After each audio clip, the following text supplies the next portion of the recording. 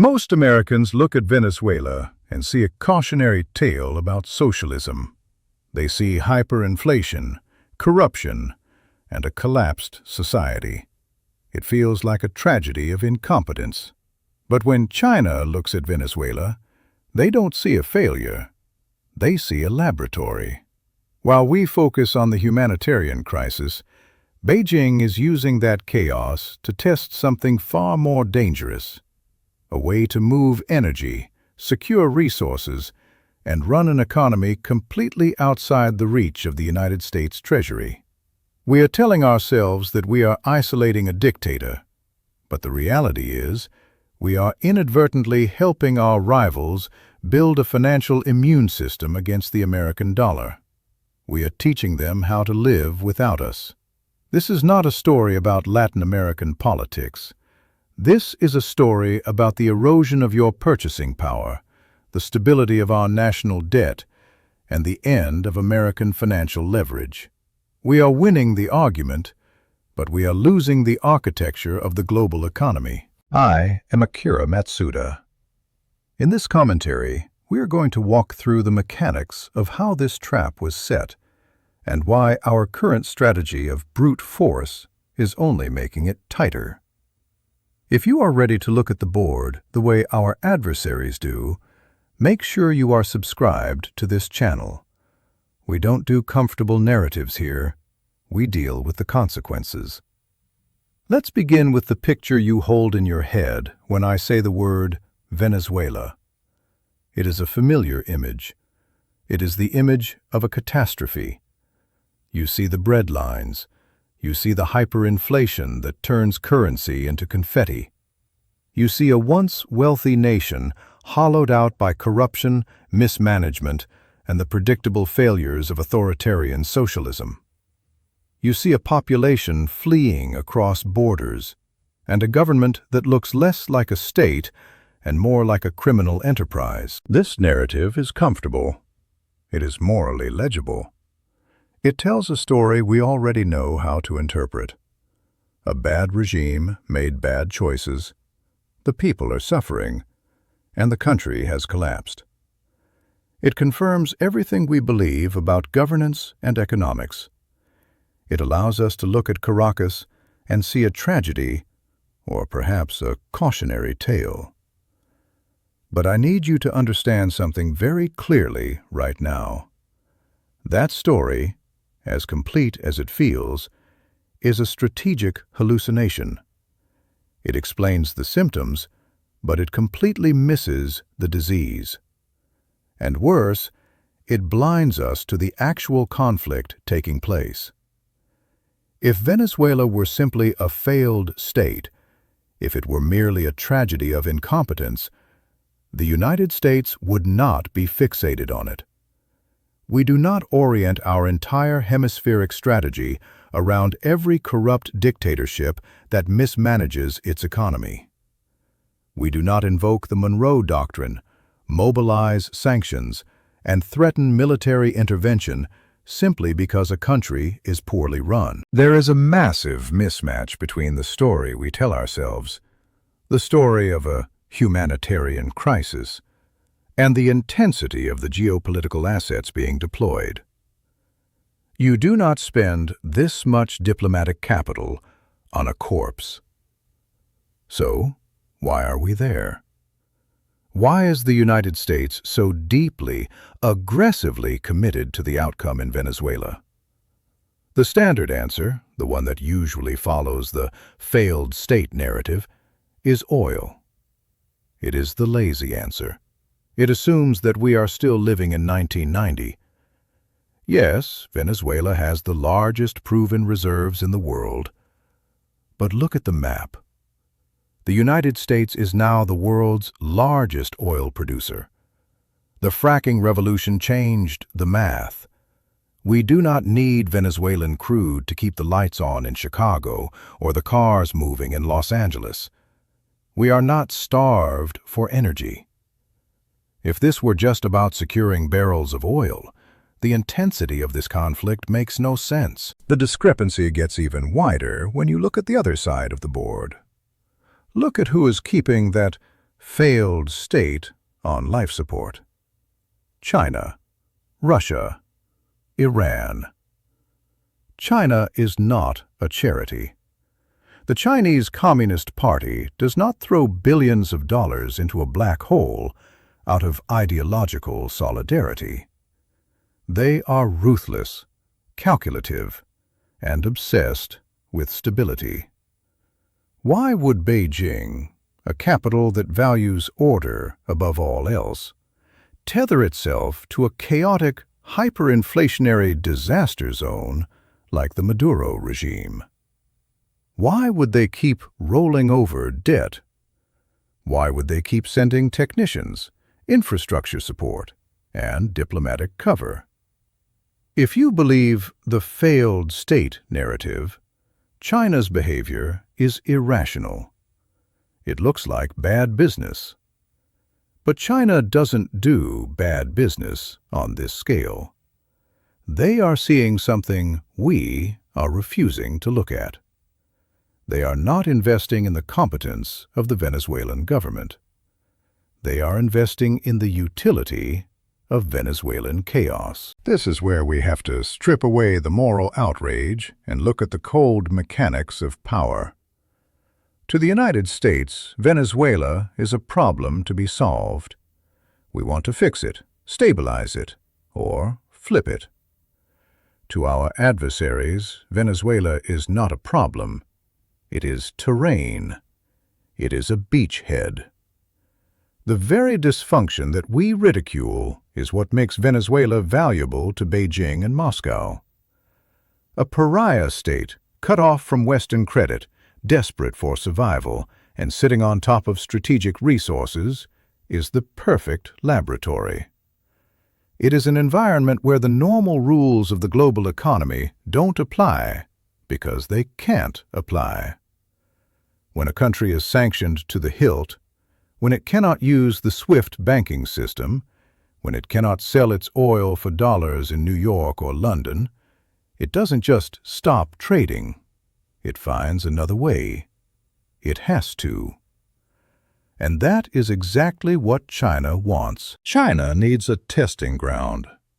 They need a place to experiment with a financial system that does not run through the United States Treasury. They need a place to practice moving energy assets without using the U.S. dollar. They need to see if they can keep a regime alive using yuan-denominated loans, barter trade, and shadow tankers, specifically to see if that model can withstand American pressure. Venezuela is not a charity case for them. It is a stress test. They are using Venezuela to prototype a world where American sanctions no longer work. This is why the failed state story is so dangerous for us. While we are laughing at their inflation rates and criticizing their socialist rhetoric, our rivals are building a parallel infrastructure. We see a humanitarian tragedy. They see a strategic asset. We see a government that can't feed its people. They see a government that, crucially, cannot be coerced by the dollar. The chaos isn't an accident. For China and Russia, the chaos is the point.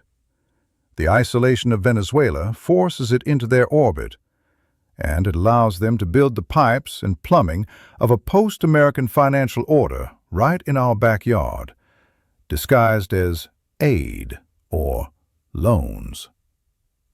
You have to realize that the United States is not fighting a rogue dictator named Maduro. That is a distraction. We are fighting a proxy war against the emergence of a non-dollar energy market. And right now, we are losing that war because we refuse to admit that is what we are fighting. We treat this as a diplomatic crisis or a human rights issue. We think if we just apply enough pressure, the failed state will collapse and we can rebuild it. But what if the state doesn't collapse? What if it is being sustained artificially from the outside, precisely to drain our credibility. Every month that the Maduro regime survives American sanctions is a billboard advertisement to the rest of the world.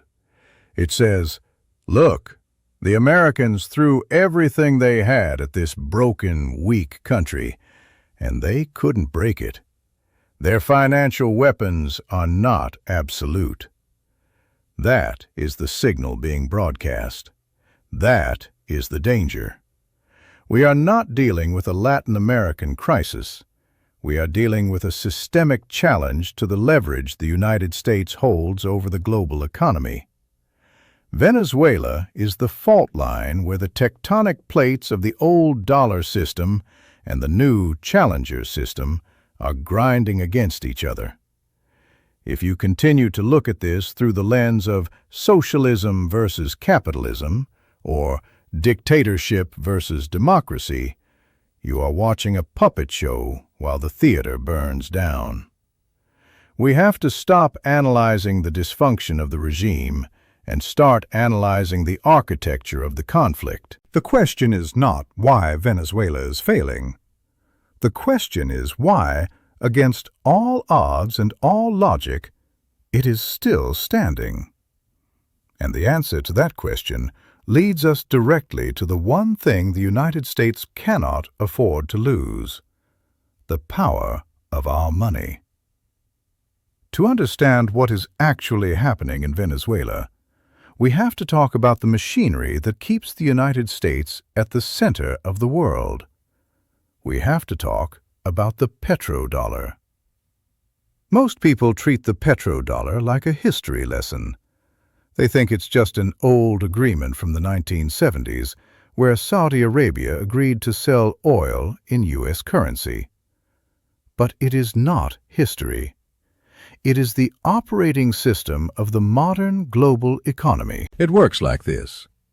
If a country wants to buy energy, which every country must do to survive, it needs dollars.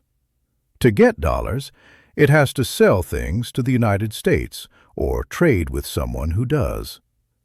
This creates a permanent, artificial demand for our currency. It is what allows us to print money without immediate hyperinflation. It is what allows us to run massive deficits. It is the reason our sanctions have teeth. When the United States sanctions a country, we are not just telling them, "We won't trade with you." We are turning off their access to the currency required to buy and sell the basic fuel of civilization. We are cutting them off from the global utility grid. Historically, that is a death sentence for a regime, or at least it used to be. This is where China enters the picture. And notice how they enter. They do not march in with soldiers. They do not hold press conferences announcing a new global currency to rival the dollar. That would be foolish. That would trigger a direct American response. Instead, they are doing something much more subtle and much more dangerous. They are building a bypass road. Look at how Beijing operates in Venezuela. They approached a cash-strapped, incompetent government that was desperate for liquidity. But they didn't just hand over cash. They structured complex credit arrangements, loans that are repaid not in money, but in physical commodities. Oil for infrastructure. Oil for debt service. In this transaction, the dollar is nowhere to be found. When Venezuela ships crude oil to China to pay off a debt, that transaction does not pass through a New York clearinghouse. It does not touch the SWIFT messaging system. It does not appear on the radar of the U.S. Treasury. It is invisible to us. And because it is invisible, it is immune to our sanctions. China is essentially creating a closed loop. They provide the capital, Venezuela provides the resource, and the entire exchange happens outside the jurisdiction of the United States. Now, zoom out. Venezuela is the test case. But the ambition is global. China is proving that it is possible to run a major energy exporting economy without touching the American financial system. They are normalizing the idea that you can survive American wrath if you are willing to plug in to Chinese plumbing. This is not about replacing the dollar. This is the mistake pundits make. They say, the yuan can't replace the dollar, so we're safe. They are wrong. China doesn't need to replace the dollar to hurt us. They just need to fracture the monopoly. If 100% of the world's oil is traded in dollars, the United States controls the thermostat of the global economy.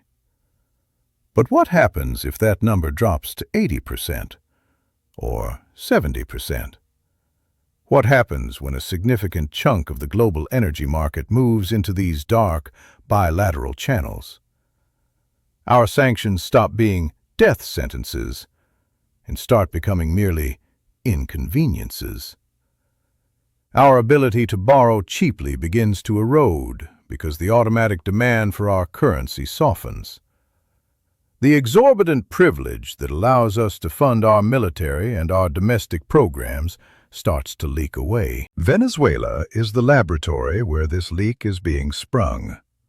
It is a permissively chaotic environment where China can work out the kinks of this non-dollar trade.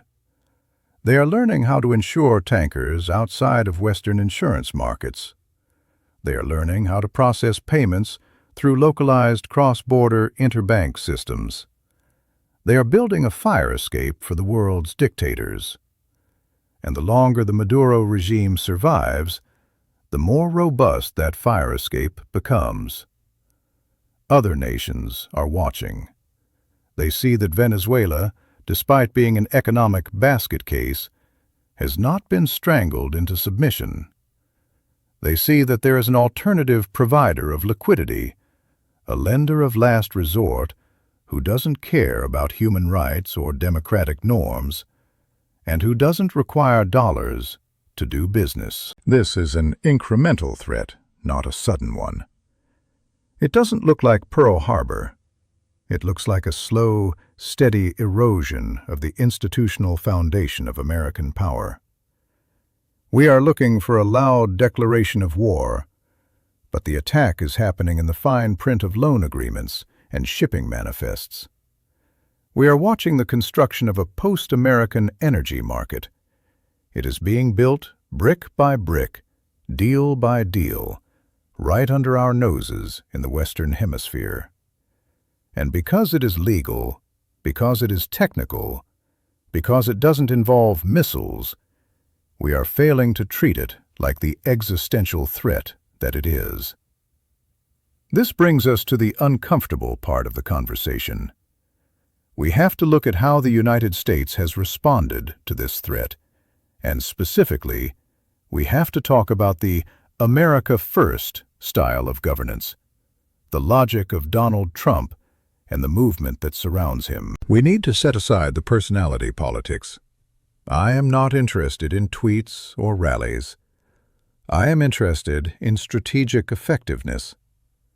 We have to evaluate Trumpism not as a political identity, but as a governing methodology. The core logic of this methodology is transactional. It relies on maximum pressure, unilateral leverage, and the aggressive weaponization of American economic power to force immediate capitulation. It looks at a problem like Venezuela and says, squeeze them, sanction them harder, threaten them, cut them off until they break. It feels strong. It feels decisive. It satisfies the urge to do something. But when you apply that logic to a systemic financial conflict, you are not solving the problem. You are accelerating it. Trumpism treats the global economy like a hostage negotiation. The premise is that because the United States holds the keys to the dollar system, we can lock anyone out whenever we want, for any reason we choose. And because everyone needs dollars, They have no choice but to obey. That assumption works in the short term, but it is disastrous in the long term. Here is the strategic trap we have walked into. The more aggressively we use the dollar as a weapon, the more we incentivize the rest of the world to build a shield against it. When the United States becomes unpredictable, when we impose tariffs on allies, tear up trade agreements, and use sanctions not just for security, but for political leverage, we send a terrifying signal to the global market. We tell the world that the dollar is not a neutral public utility, but a political tool of Washington. And the moment the dollar becomes a political tool, it becomes a risk to be managed. China knows this. In fact, they are counting on it. Every time an American administration acts unilaterally, breaking norms to secure a quick win, Beijing turns to the global south, to the BRICS nations, to the energy producers, and says, "See, you cannot trust your economy to American whims. You need an insurance policy. You need an alternative." And because of our behavior, that sales pitch is working. Trumpism misreads the nature of American power. It confuses coercion with authority. Real power, the kind of power that lasts for a century, is based on reliability. The dollar became the world's reserve currency not just because our economy was big, but because our institutions were stable. Countries bought U.S. debt because they knew the rules of the game wouldn't change overnight. When we govern by impulse, when we treat alliances as protection rackets, we erode that stability. We make the American system look dangerous to participate in. Look at Venezuela again. When we applied maximum pressure, did the regime collapse? No. They migrated. They moved further into the Chinese ecosystem. By making it impossible for them to operate in the Western system, we forced them to become the pilot program for the alternative. We pushed them into the very behavior we are trying to stop. This is the tragedy of the current American approach. The toughness is an illusion. It is tactical strength masking strategic suicide. We are winning battles over specific assets while losing the war for the system itself. We are acting like a landlord who evicts tenants so aggressively that the entire neighborhood decides to build their own housing complex down the street. And once that complex is built, they aren't coming back. The threat to American dominance is not that we are too weak to enforce our will. It is that we are becoming too volatile to be trusted with the keys. And every time we lash out, every time we choose coercion over institutional leadership, we validate the existence of the rival system China is building. We are doing their marketing for them.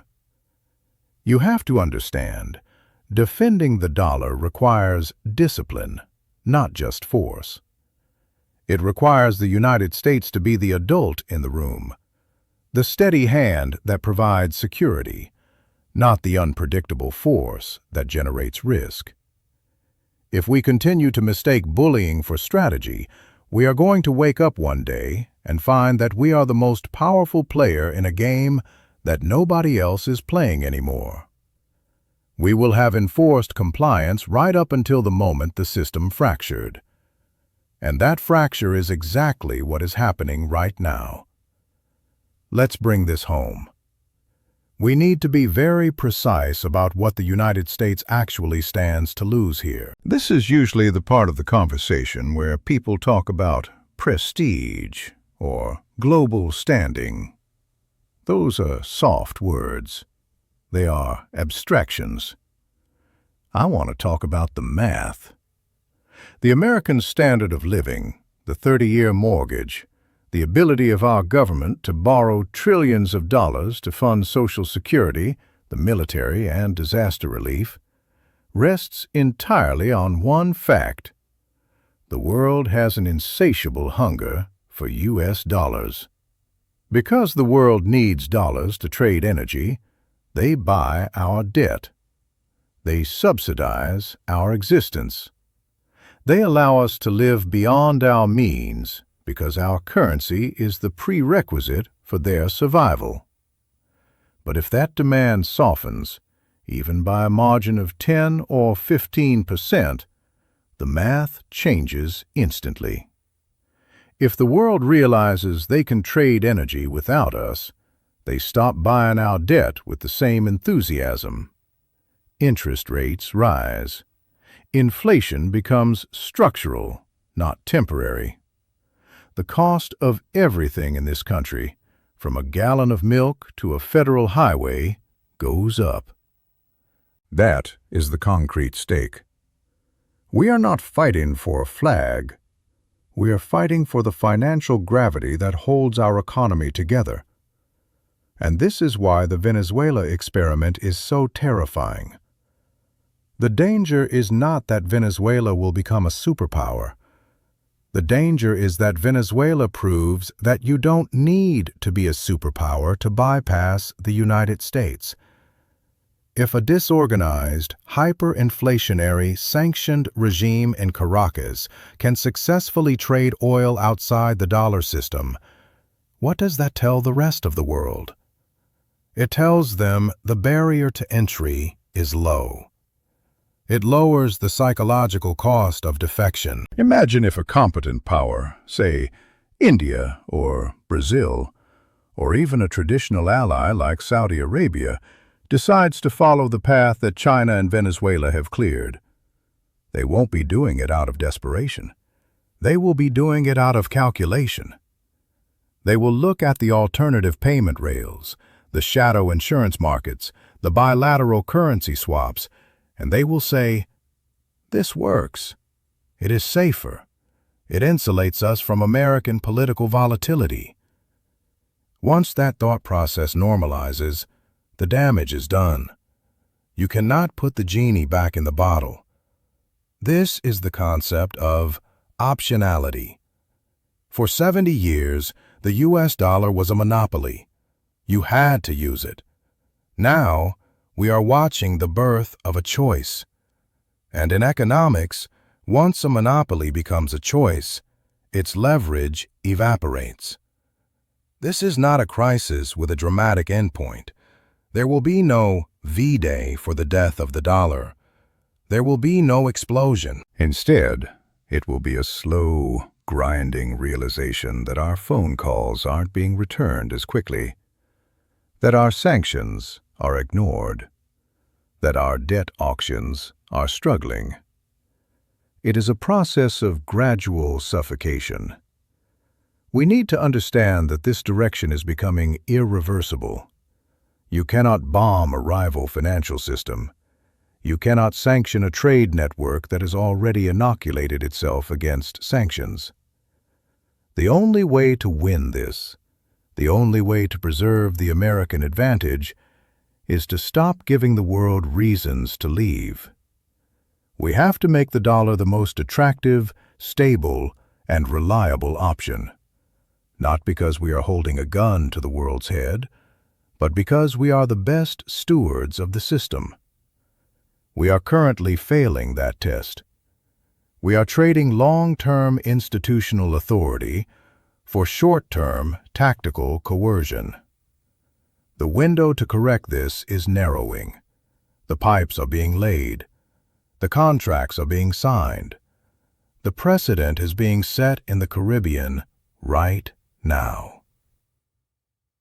If we do not pivot back to a strategy of institutional competence and reliability, we are going to find ourselves in a very different world.